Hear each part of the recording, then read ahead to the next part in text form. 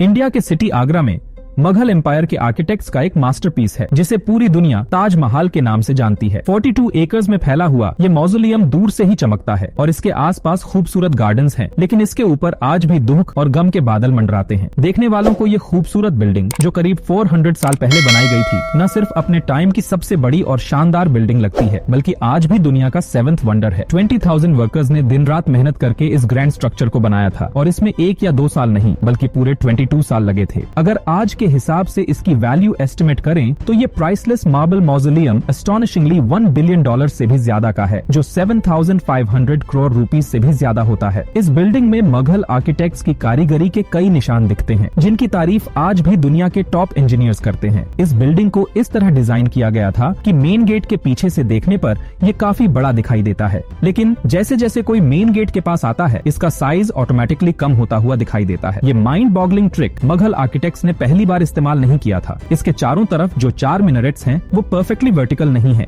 बल्कि वो थोड़ा सा बाहर की तरफ टिल्टेड है, क्योंकि अगर उन्हें सीधा खड़ा किया जाता तो दूर से देखने पर वो अंदर की तरफ झुके हुए दिखाई देते। जैसा कि आप उन मॉस्क्स में देख सकते हैं, इन मिनरेट्स को बाहर की तरफ टिल्ट करने की एक और वजह थी, वो ये कि अगर कभी कोई डेंजरस अर्थक्वेक आता है तो ये मिनरेट्स गिरने की सूरत में बाहर की तरफ गिरेंगे और ताजमहल को कोई नुकसान नहीं पहुंचाएंगे। लेकिन इसके पीछे की असली स्टोरी क्या थी? बिल्डर्स इस पर एक स्क्रैच भी बर्दाश्त नहीं कर सकते थे। 400 साल पहले ताजमहल के कौन से रूट्स छिपाने की कोशिश की गई थी? ये मैग्निफिसेंट मौजोलियम और इसका 40 मीटर ऊंचा डोम कैसे बनाया गया था, जब उस टाइम कंक्रीट या स्टील नहीं था? ये सब और भी बहुत कुछ आज के स्पेशल वीडियो में जानेंगे व्यूअर्स। ये मामला शुरू हुआ था सन 1607 में, जब मुगल एम्पायर का राज था इंडिया और पाकिस्तान के इस रीजन में। उस दिन मुगल एम्परर शाहजहां के सबसे छोटे बेटे की उम्र 15 साल हो गई थी और आगरा फोर्ट में उनके बर्थडे सेलिब्रेट करने के लिए एक ग्रैंड पार्टी रखी गई थी। खुर्राम मुगल एम्परर के सबसे प्यारे बेटे थे, इसीलिए उनके हर बर्थडे पर उनका वजन डायमंड्स और गोल्ड से तोला जाता था, यानी खुर्राम के वजन के बराबर ट्रेजर उनके नाम कर दिया जाता था। लेकिन इस बर्थडे पर कुछ और भी स्पेशल होने वाला था। मुगल एम्परर ने प्रिंस खुर्रम की शादी अपने एक वकील की बेटी से फिक्स कर दी, जो मुमताज महल के नाम से मशहूर है। पहले ही दिन से मुमताज और खुर्रम एक दूसरे से डीपली इन लव हो गए थे और उस टाइम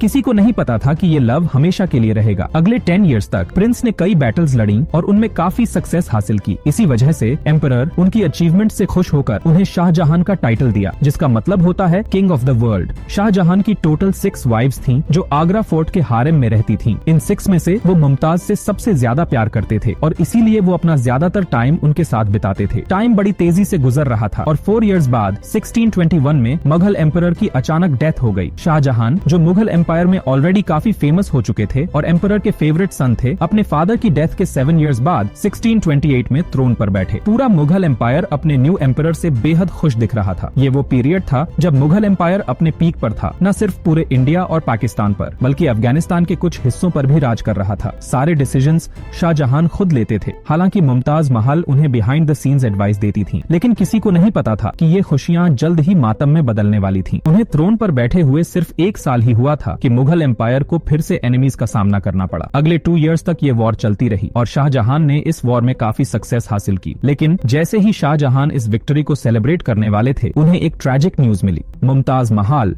जो अपने 14th बच्चे को जन्म दे रही थीं, उनकी हेल्थ बिगड़ गई और 17 जून 1631 को उनकी सैडली डेथ हो गई। मुगल एम्पायर का पूरा सेलिब्रेशन जल्दी ही मातम में बदल गया। ये न्यूज शाहजहां पर ऐसे लगी जैसे आग लग गई हो, उनकी दुनिया ही खत्म हो गई हो। शाहजहां का फर्स्ट लव और उनकी सबसे प्यारी वाइफ मुमताज महल इस दुनिया से चली गई। ऐसा कहा जाता है कि गम के साये ने शाहजहां को अंधेरे में धकेल दिया। अगले 8 डेज तक उन्होंने कुछ नहीं खाया और उसके बाद 2 इयर्स तक उन्होंने ना म्यूजिक सुना और ना ही परफ्यूम लगाया। अपनी डेथ से पहले मुमताज महल की एक लास्ट विश थी। वो चाहती थीं कि उनकी कब्र दुनिया के सबसे खूबसूरत मौजोलियम में बनाई जाए। इस काम को पूरा करने के लिए और मुमताज महल की लास्ट विश पूरी करने के लिए शाहजहां ने अपनी सारी वेल्थ और अपनी पूरी लाइफ लगा देने का डिसाइड किया। मुमताज की डेथ के 6 मंथ्स बाद ताजमहल का कंस्ट्रक्शन शुरू हुआ। सन 1632 में पूरे मुगल एम्पायर से 20,000 से ज्यादा स्टोन कटर्स और क्राफ्ट्समैन को इकट्ठा करके शाहजहां के हुक्म पर आगरा बुलाया गया। क्योंकि मुमताज की कब्र यमुना रिवर के पास थी, इस जगह पर दुनिया की सबसे खूबसूरत इमारत बनाना काफी चैलेंजिंग काम था। रिवर के पास की जमीन काफी सॉफ्ट होती है और अगर यहाँ खुदाई का काम किया जाता तो पानी के बहाव से ताजमहल की नींव को नुकसान पहुँच सकता था। इस प्रॉब्लम को सॉल्व करने के लिए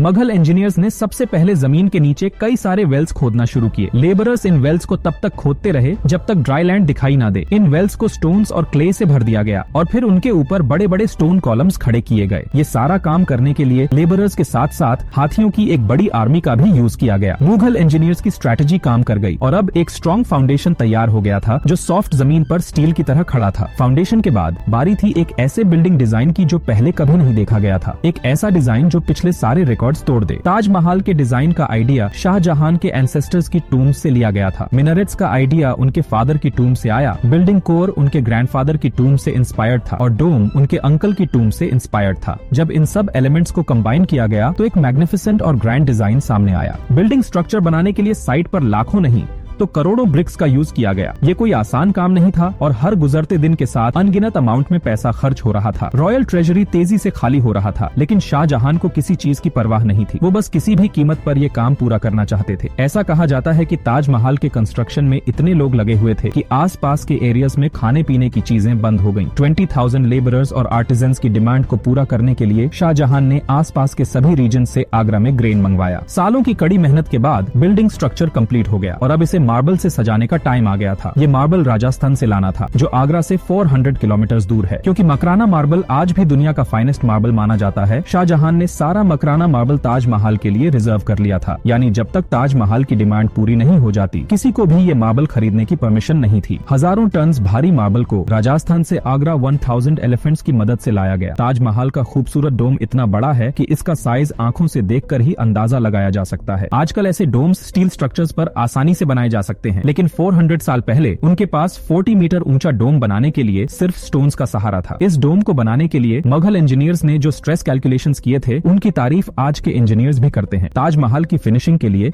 इसे पियत्रादूरा या इनले वर्क से डेकोरेट किया जाना था। पियत्रादूरा एक टेक्निक है जिसमें प्रीशियस स्टोन्स को कार्व करके मार्बल में सेट किया जाता है। प्रीशियस स्टोन्स के डिजाइन के हिसाब से मार्बल को स्किलफुली और प्रिसाइसली शेप दिया जाता है और फिर स्टोन्स को ग्लू से चिपका दिया जाता है। ताजमहल में जो ग्लू यूज किया गया था वो कोई ऑर्डिनरी ग्लू नहीं था। काफी रिसर्च और लैबोरेटरी टेस्ट्स के बाद ये पता चला कि ये ग्लू रेसिन, लेमन जूस और मार्बल पाउडर को मिक्स करके बनाया गया था। आज भी ताजमहल के रेनोवेशन के लिए इसी तरह का ग्लू यूज किया जाता है। ताजमहल की एक खास बात ये है कि ये दिन में 4 टाइम्स अपना कलर चेंज करता है। सनराइज से पहले ये बिल्कुल ब्लैक दिखाई देता है। सनराइज के बाद ये लाइट येलो और पिंक ह्यूज देता है। आफ्टरनून के टाइम ताजमहल की ब्यूटी का एक नया रूप देखने को मिलता है, मानो ब्लू स्काई में कोई पर्ल चमक रहा हो। सनसेट के टाइम पूरी बिल्डिंग गोल्डन कलर की दिखाई देती है। 22 इयर्स बाद 1654 में ताजमहल का कंस्ट्रक्शन पूरा हुआ। शाहजहां अपनी वाइफ की याद में दुनिया का सबसे खूबसूरत मौजोलियम बनाने में कामयाब हो गए थे। उन्होंने अपनी प्यारी वाइफ मुमताज महल के सम्मान में इस मैग्निफिसेंट बिल्डिंग का नाम ताजमहल रखा। हर साल शाहजहां मुमताज की डेथ एनिवर्सरी पर यमुना रिवर के रास्ते ताजमहल जाते थे। ये ताजमहल का एक स्पेशल एंट्रेंस था जो सिर्फ रॉयल फैमिली के लिए बनाया गया था।